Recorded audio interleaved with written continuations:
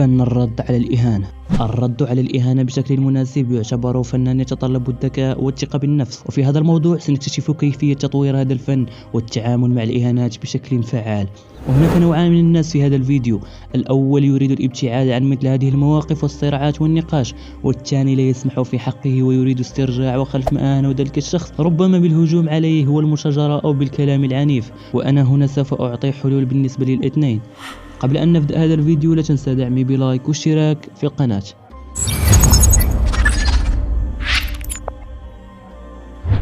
ونبدأ بالنوع الأول. قبل الرد على الإهانة عليك أن تفهم بعناية السياق والمعنى الحقيقي للكلمات الموجهة إليك، والهدوء وعدم التصاعد، وإياك أن تتكلم في الأول لأن الصمت هو السر في مثل هذه المواقف. انتظر وخذ نفس في البداية. تجنب الرد بالغضب والعصبية. الهدوء في التعامل يساعد على تجنب التصاعد وتفاقم الوضع. قم بالرد بالباقة والاحترام، وتجنب استخدام اللغة البذيئة أو العدوانية، لأن استخدام اللغة الملائمة يلعب دورا كبيرا في تحقيق النقاش فعال واحترام للآخرين. وإليك بعض النصائح. الثقة بالنفس يساعد في التعامل مع الإهانات بفعالية. كن واثقا من ذاتك وقيمتك. في بعض الحالات يمكنك استخدام الطرائف أو السخرية اللطيفة لتحويل الإهانة بشكل ذكي. وبدلا من التسليم والغضب أو الانزعاج، حاول استخدام الإهانات كفرصة للنمو والتعلم كيفية التعامل معها بشكل أفضل في المستقبل. وتجنب الدخول في المناقشات السلبية أو المشاجرات الغير مثمرة، وركز على الأمور الإيجابية والبناءة. الآن نذهب إلى النوع الثاني الذي يريد خلف إهانته بطريقة مضاعفة، لأن شخصيته لا ترضى بالإهانة.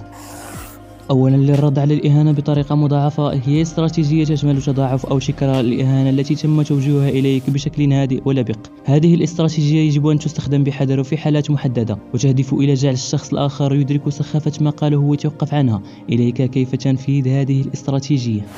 أولا، الهدوء والثبات. عندما تتعرض للإهانة قم بالرد بتقديم الإهانة نفسها ببساطة دون رفع صوتك أو الغضب.